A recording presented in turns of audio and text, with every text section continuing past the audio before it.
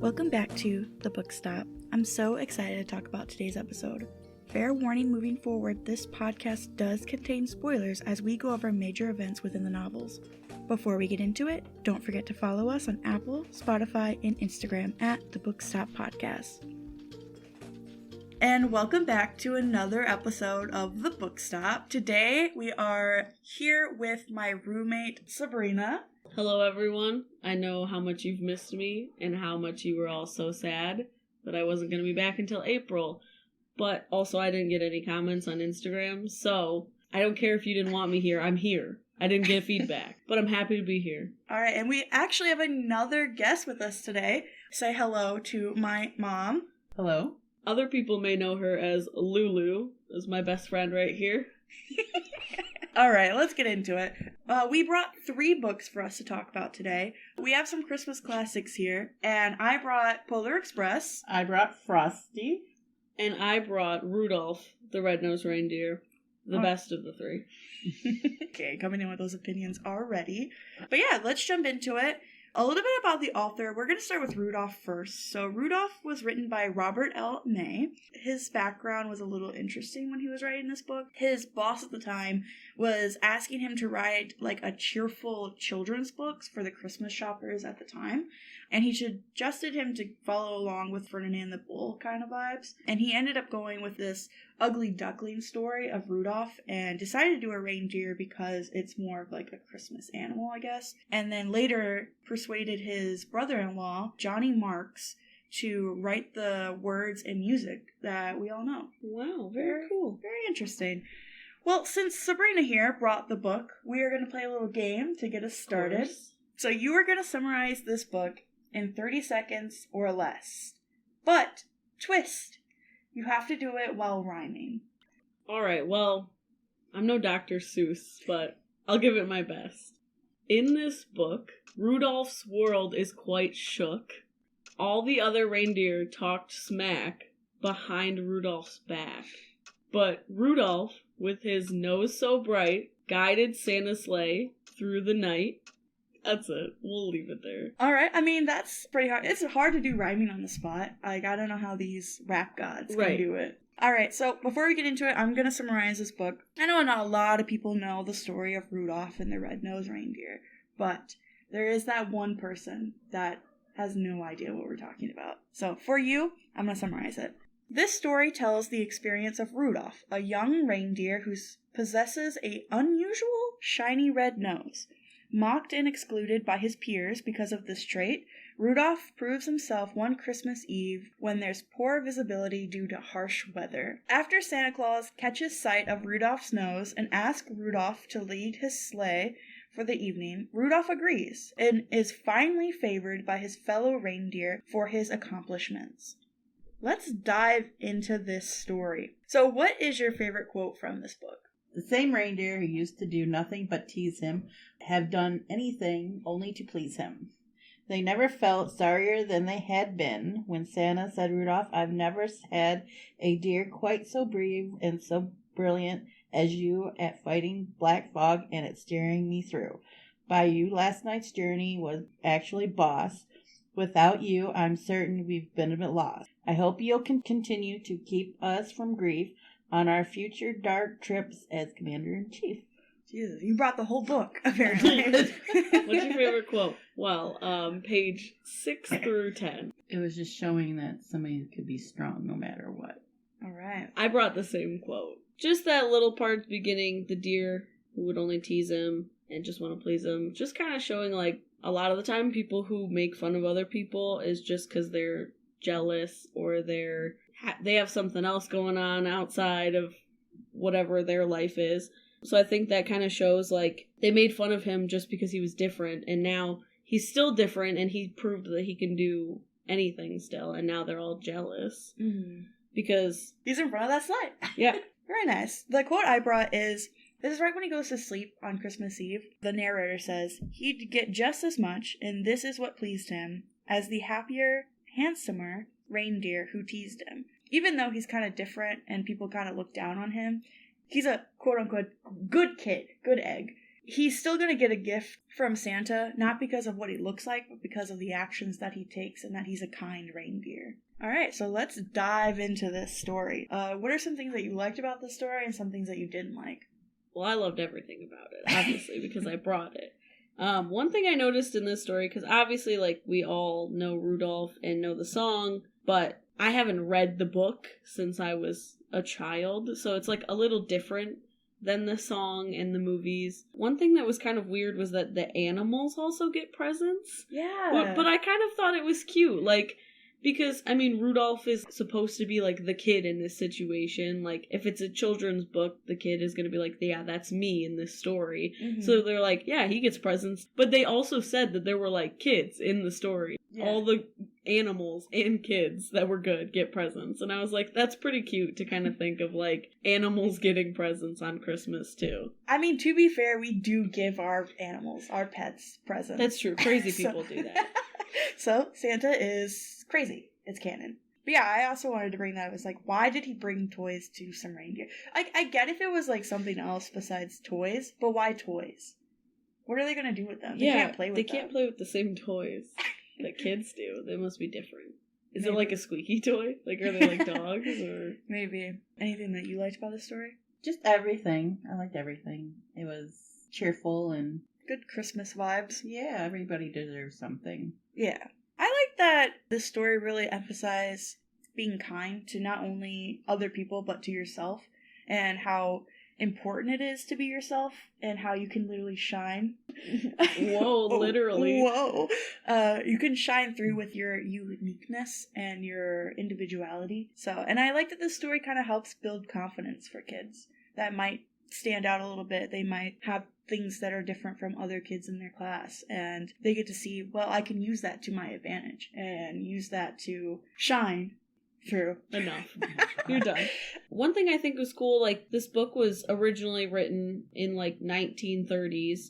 I think it's cool that even back then they're kind of like, you know, it's okay to be different, because I feel like a lot of things have changed over the years and people didn't used to think they could be different. Everything had to be the same. They wanted to be like everyone else, which it's still the case now, but I think even more you see people okay with being themselves and okay with being different. And like in the culture nowadays is you can have tattoos and piercings in workplaces and they don't care anymore. At some of them, like, you can have all these differences to you, and they know that you can still do what you have to do, whether it's a job, whether you're a kid and you can still play with the other kids even if something's different about you. It's cool that this was a concept they had back then too. Yeah, it just takes that one person to stand up and be like, you know, you're good. You don't need to sit here and like beat on yourself for something that you're not proud of. Having Santa be on your side is always a good thing. Let's just say that. Sometimes all it takes is that one person being Santa to tell you that you're still good. One interesting, I want to talk about Santa for a second. Santa, he kind of gets away with a lot of stuff. My first question is, does Santa know about the bullying that's going on with these reindeer? You know, I think he doesn't have the time to know about it. He's got too many cookies to eat. Yeah, too many toys too many elves to yeah, manage. He doesn't make the toys. No. And also, I love that we just watch Santa kidnap Rudolph and we don't say anything about it. He left a like, note. I'll be back. I'm with Santa. Like, they're gonna believe that. He literally just leaves a note for his parents and then dips out in the middle of the night. This reindeer is like a child-age kid, and he just like, hey, let's go do some manual labor. Let's go. Well, back in the 30s, that's I mean, I guess. And everybody trusts Santa Claus, so. I would with my life. That's why he gets away with so much stuff. So who in this story is your favorite character? I did Rudolph, because he's okay with being him. He's okay being different and just being him. Yeah. I didn't really pick a favorite. I feel like it's like the favorite is supposed to be Rudolph. They don't really dive into any of the other characters as much. Like, I'm not going to say the bullies are my favorite as much as I want to, but either like Rudolph or Santa, as even though he's a little creepy, he gives him a chance to prove himself, of not just like, oh, well, you're just some kid, because I'm sure the other reindeer are adults on his team, and he's just like, hey, you could be useful, and I like that you're different, so come with me, even though it's, you know, a little sketch, but he gives him a chance. And Yeah. I think it's always worth it to give people a chance. So it's nice to see that he was like, yeah, whatever, let's go. Yeah, that's And then it worked out for him. I think Rudolph and Santa had that ride or die relationship. Yeah. I said that my favorite was also Rudolph. I think that he had a great character development. Because at the beginning, he was kind of like a little sad and didn't really appreciate the gift that was given to him. And then by the end, he was like strutting his stuff like, hey, I'm in the front of the sleigh. I know what's up. And yeah, he fought against those odds and he came out on top. Good for him. Yeah, Commander-in-Chief. I mean, Let's go. the only higher position than that is literally Santa himself. So He's gonna be Santa reincarnated. I have another question about this story that kind of didn't click for me. So how would this have worked? With Rudolph being a little baby in front of the sleigh, how did he get through the fog? Because fog is very dense. And he was talking about this was like the densest fog in the world. And light can't really go through fog. Red light can, apparently. Red light can? He's magical. That's not It's it. a magic. the magic of Christmas. yeah, that's He's literally your answer. He's obviously a magical reindeer because he has the red nose. I guess, but still, it's kind of sketchy. I'm just saying that instead of fog lights in cars, they should put magic of Christmas lights, and then you'd be fine, and you could see right through it. I don't know, it doesn't really make sense. Like, I would almost think it would make it worse, because then you can, like, see the fog more when you, like, shine the big light on it. So technically, you should have had a fog light nose. Yes. Yeah, with a foghorn. Does his nose have different settings? It did not mention different settings in the book. I think we can assume that it that'd be does, cool. though. He has, like, a blinker, too. He turns. But isn't it in the show his nose does blink? In the show, maybe, but... We're not talking about the show. Yeah, I know, this is but a book podcast. We hate television and movies on this podcast. But yeah, I don't know. I thought that was kind of, didn't check out. I think that it has different settings. So he's like every day, and then there's probably like a nightlight one, so it's not too bright so you can sleep. Because I can't imagine that's just right in your face all the time. Yeah. And then he has the Magic of Christmas setting, of course, that Right. it got installed. Oh, okay. Makes sense now. He didn't have it before. He unlocked that ability. Yeah, it on was like Christmas. achievement unlocked. He only gets it on every Christmas Eve. But only if it's foggy. Yeah. Because if it's not foggy, it pretty much in the story was like, yeah, we don't need you unless it's foggy. Oh, that's me. Which is really cool, thanks for helping out, but like next year if it's not foggy, I literally don't care that you exist, is what Santa said. Jesus. Alrighty, we're gonna hop over to the Polar Express. Woo! So the Polar Express was written by Chris Van Allsburg in 1985. He wrote some other classics such as Jumanji and Zathura, which is very interesting. Definitely polar opposites. Oh, wow. And another interesting thing about Chris is that he grew up in Grand Rapids, Michigan, which actually is where this takes place at the beginning of the book. So the hero lives in Grand Rapids, Michigan. Shout out Grand Rapids. So we're going to play another little game here. You are going to summarize this book in 30 seconds. But, twist, you have to do it while rhyming. This is a book about a boy who is looking for a new toy. Look out the window and see it. You have a train that you can hear it. As you go to the North Pole, you hope Santa won't give you coal. That's good. I thought it was beautiful. Right.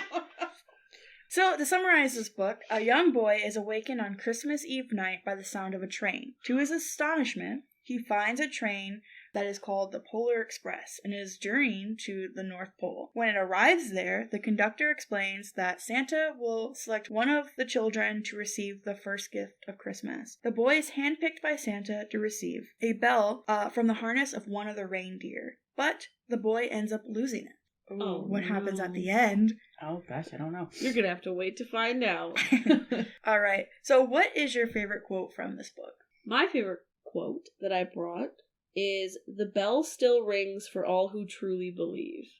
I think it's really cool. It's obviously a big part of the story is like this bell, but in a sense saying like, if you still believe in Christmas and the spirit and the joy, then you'll like hear the bell. It's just kind of like keep believing in it and you'll feel it. I know a lot of people are like, well, you're too old. Why does Christmas matter to you? And it's like, why does it matter if I'm old? You can hang out with friends and family and whatever. Like, it doesn't even matter. It's not about just opening presents on Christmas Day. It's the actual spirit of it that you believe in. And I think that's something that a lot of people lose, and it's very sad. Yeah, a lot of people think that Christmas is just for kids, and it definitely is not. Like, the presents, you can outgrow the presents, and every Christmas you need something.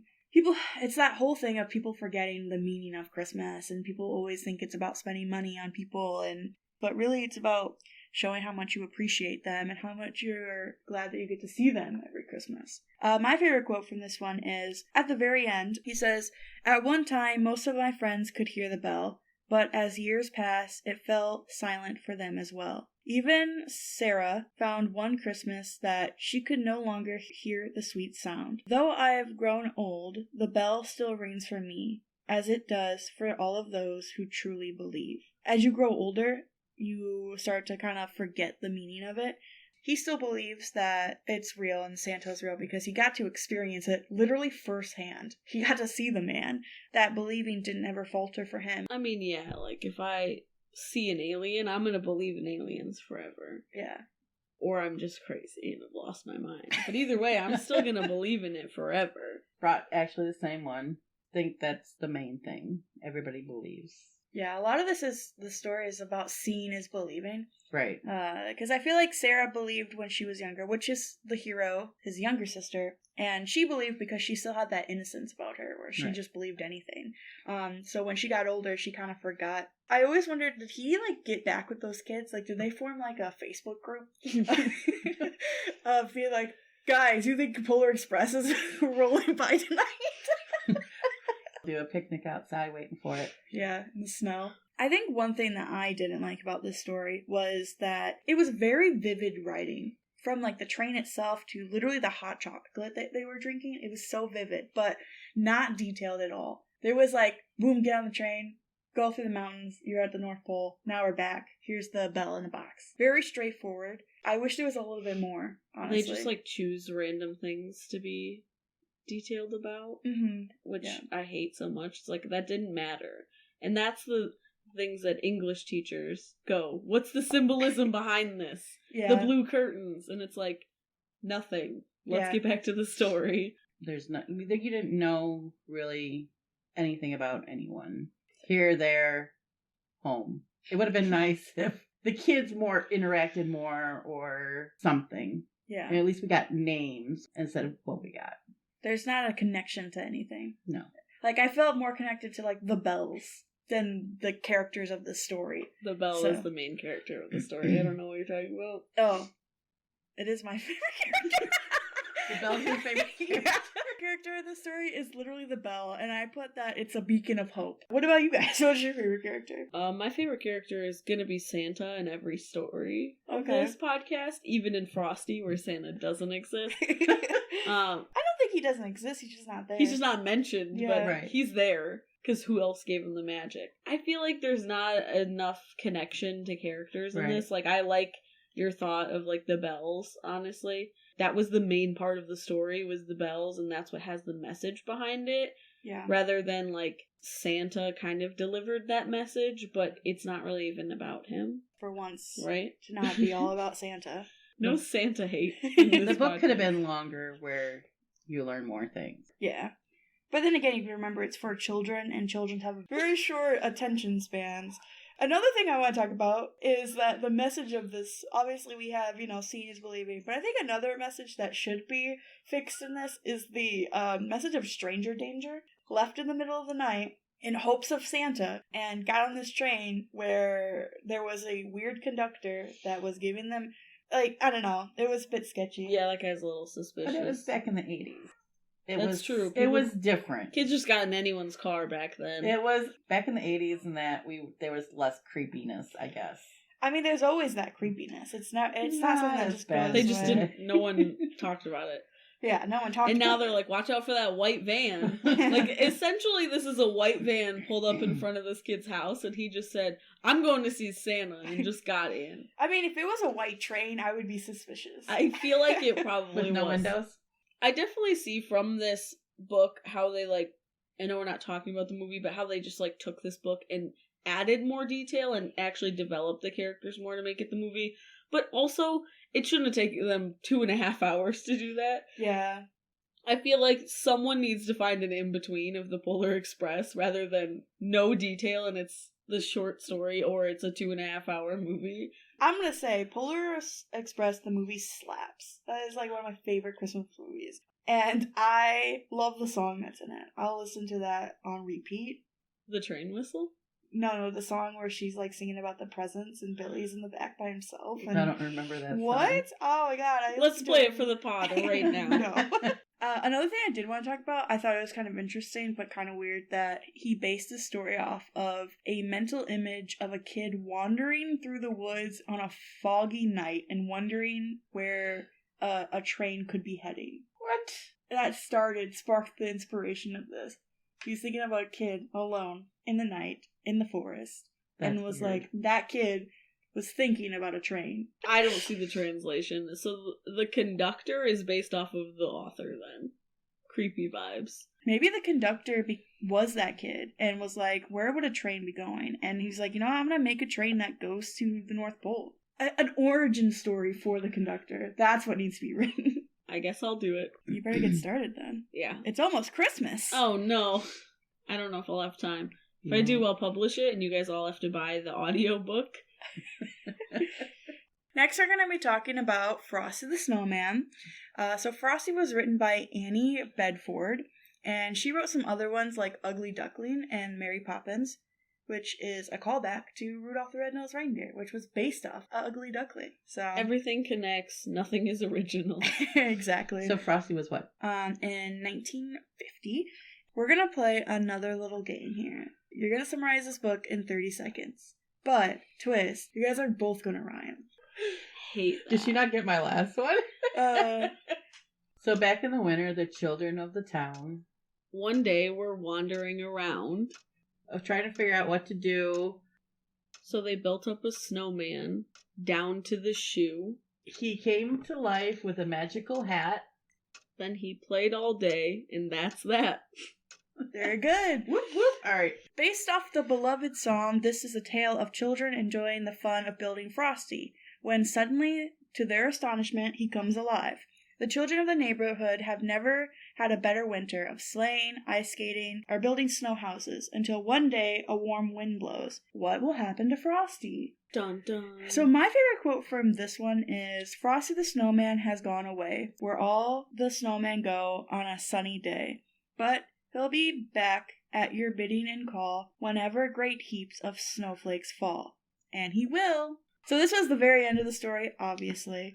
I like this line because there's this subtle hit that if things leave, there's a chance that they'll come back. So you have to kind of sometimes let things go because it could be better for you and better for the other person or the other thing. And then they can come back even stronger. I think we all picked a variation of this. My favorite quote was just the "and he will" line. Obviously tying into that, but just that last part of it of "and he will," like leaving that last bit of hope, I think is always cool because they could just say, yeah, he'll come back, but this, an extra thing they didn't have to add, just like a "and he will." Also kind of like foreshadowing to end a book. He'll come back, there'll be other winters with Frosty, even if they don't write about it, or not everything has to end exactly how it ended originally. Like, he can always come back, there can always be another time.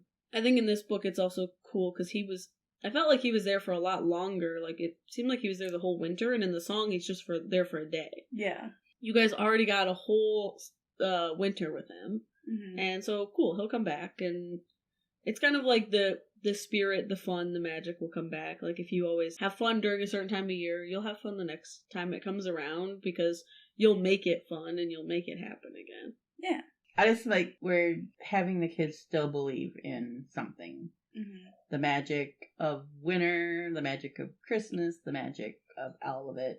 So that isn't Santa, for once. Yes. And the kids are actually outside. Kids don't go outside anymore because they're scared. Oh my gosh. Yeah, because all these white vans going around. Let's talk about Polar Express again. Stranger danger. Absolutely. I get it. So some things I want to talk about is this story is kind of creepy. I'm not going to lie. The snowman, like Frosty's voice in the audiobook, at least I read, was very creepy. I don't know why they gave him such an old man's voice. I feel like it should have been a more like cheerful voice, but it was kind of creepy. His design's very creepy. Some of the messages are a little creepy. Like basically saying like, you don't got that long to live, so you might as well live now. Live while you're young. That's what I kind of picked up on it. Or have all this fun and do all this stuff, and then you never know when it's going to be the end. You never know. Also, that is a very, like, well-used quote these days. Kind of like YOLO. This is a YOLO story. You never know what's going to happen, and it's also kind of like a appreciate your childhood while you can, because... It goes fast. Yeah, because you can still have fun when you're an adult, kind of. Mm-hmm. But it's not the same kind of fun of no responsibility, nothing to do. You're just having fun every day. So it's like, hold on to that, because it will end. You could look at it in a creepy way. I get that, of just like, you guys are gonna die soon. It's just a group of kids, and they're like, what? Because they don't know. But a lot of it's like their imagination. Yeah. That actually brings me to the next point, is like, how much of this was actually real, and how much of it was like, just pure imagination from these kids. I imagine that it was fake, but at the very end, when the policeman was kind of tying in with it and being like, oh, Frosty went away. You know, I saw him over there, but he's gone now. I'm kind of torn, like, did it actually happen? Was it a dream?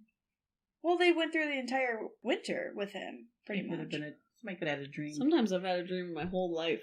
You never know. They feel long sometimes. Honestly, the policeman could have known about it, known the kids were playing with this Frosty person that they made up. Mm-hmm. Especially, I'm assuming it's in like a smaller town. The policeman could have known about it and then been like, oh no, and then just like left a hat over there kind of thing. But also, I don't know if he would put all the work into it. If there is a hat sitting there, it's believable. That's another thing I'm talking about. Like, did the kids just push the snowman into the street and then he got hit by a car and then the hat sat over there and he was like, oh no! I'm sure they built an actual snowman. Yeah. But whether he came alive or not, like, are they just dragging this snowman around, like, in a cart? Wagon. Frosty went into the street, there was a bunch of cars that go by, and all of a sudden, there was a puddle, and then the hat was just on the ground, and the policeman's like, oh, he gone. But where did the rest of his accessories go? I don't know. Or were they all there? They just mentioned I think they they were underneath the hat. Yeah, because that just is the magic of it, of course. Yeah. One thing that was weird about this one to me, just also like looking at the illustrations on the book, is like he had full arms, like not sticks, like they were made of snow, which freaked me out. And then also they put boots on him, which I've never heard them talk about before. Mm-hmm. But he was literally like walking around on the boots like they were legs, which I hated every second of that. That scared me so much. That he had the legs. Like the arms, I don't know, I've seen before, I guess, that they like come out if they're doing something. Mm-hmm. But a lot of the time I see more like stick arms. That's how I made snowman. I didn't make them like full arms. Right. Like, I can't really see that working very well. Mm-hmm. Unless you had like a day where you had like really good packing snow. The legs, I was like too far. Like, I can't imagine seeing like an actual like visual of him walking. Like, at least it's just drawn of him like standing on them. Mm-hmm. But if like I was watching those boots move and he's just like a solid, like he didn't have legs. It was just boots stuck under a big circle of snow. I hated every second of that. Who would you say is your favorite character in this one? Mine is Frosty, because it just shows that kids have a really good imagination. And he is something that kids can imagine. He's got the power of Frosty, I like to call it. Where every day is warmer, every day is funner, and he makes the kids stronger. He's like their sensei. Yeah, pretty much. Frosty the Sensei. That's my next children's book I'm writing. I'm going to have to make a list of all these books I have to write. Like, he's wearing just like, not like the uniform, just like a karate belt. There you go. No face. just swinging. I would say my favorite character was the hat. So full of magic. The fact that a kid can look at a hat and be like, well, this obviously would make the snowman come to life. Whether it actually did or not, we don't know. But for them to be like, yeah, this is just a hat. Like, none of the other stuff That stuff didn't matter. Who cares? He could have had none of it and still been alive. He would have been creepier without a face, but they were like, yep, let's throw this hat on, and now he's alive. That's the magic. And then the second the hat blew off is when he went away. Them putting so much into just, like, some random inanimate object. My childhood, I'd pick some random thing and be like, this is this. And it just, like, didn't make sense, but sure. It is now, because I said it was. And then you could literally play with nothing for hours, because you'd be like, I know what this is. I don't care if you know what it is. I get it. Yeah. I said that my favorite was the medium-sized snowball, because I think it was kind of like his anchor, you know? Because if he didn't have that medium one, he would have been just a stump, and he wouldn't be able to walk around as well. And I wish he couldn't. And they had to get that medium size up there, and it just shows that teamwork makes the dream work. The team of kids had to get up together, all of them, to get that medium. Because the small one is easier, it's a little bit taller, but they have tall kids on the team, so they're good. But they had to get that medium one up there on top. That is always the hardest part. The fact that they all could see the vision, too, is kind of cool. They're just like, yeah, we all see the snowman, right? And now he's alive. And they all were like, cool, let's run it. And he's our best friend. Let's go. One thing I'll say about this book is I do like that the snowman didn't try to, like, marry people. Because, like, that's what he does in the song, and that freaks me out every time. I'm like, what is he doing? What is the reasoning behind this? But he just hung out, played with them, did whatever, walked around in his boots. So I have a little game for us to play, something called the ABCs. You guys are each going to take turns. You are going to think of something from all three of the stories that starts with the letter that you're given. We'll start with Sabrina, so you'll have A, and then if you can't think of anything, she has a chance to steal a point.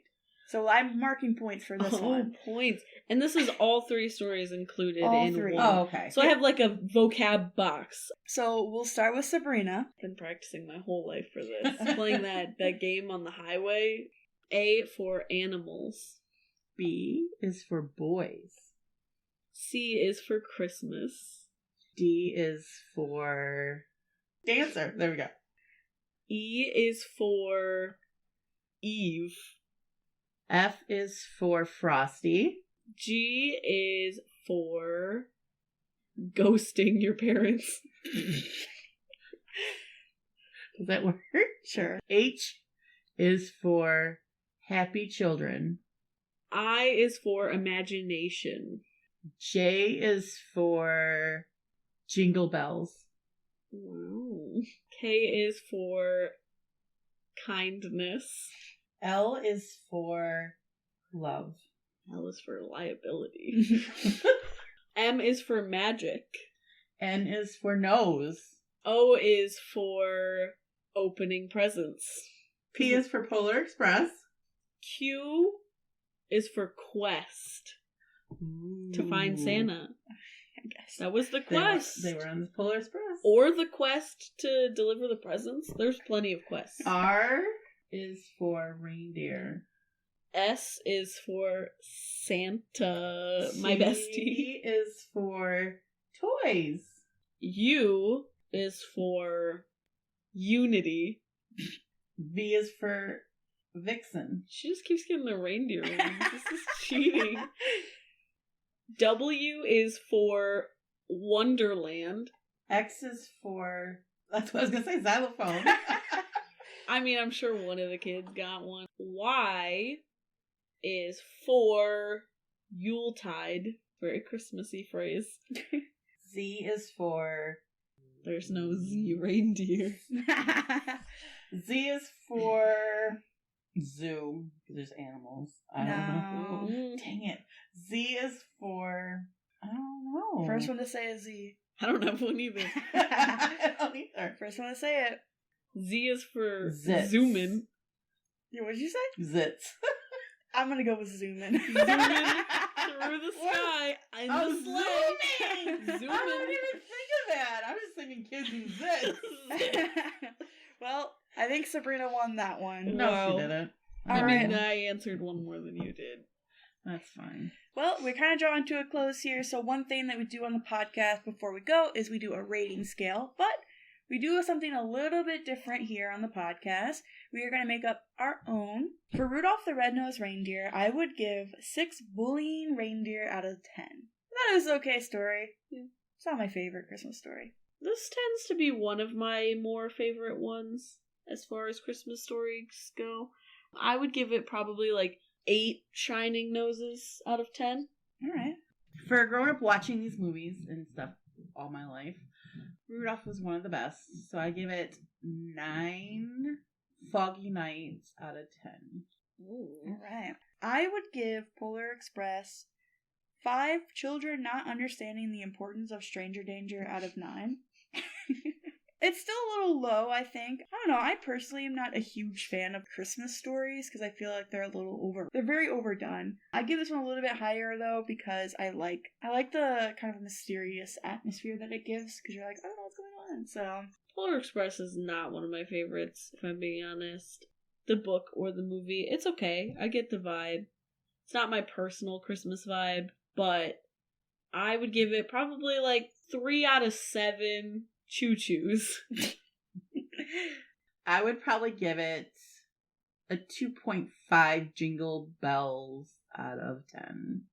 I did not like it. okay. I at least gave it a 3 out of 7. I changed the end one. Oh well. So the 3 would be shocking. But then Right. outside, oh. So the last one we have is Frosty the Snowman. I give Frosty the Snowman 3 imaginary friends getting hit by a car out of 7. I don't... Brutal. Childhood dead. I liked it, but I think I'm just gonna stick to the song from now on. I would say I'm a big Frosty fan as far as Christmas stories go, but not so much the book. The book was okay. I mean, I don't have anything against it. It wasn't like the most exciting thing. Just about like the whole spirit of Frosty the Snowman, I would give it like 7 out of 10 snowmen with feet, probably. I love him. Marry him. No.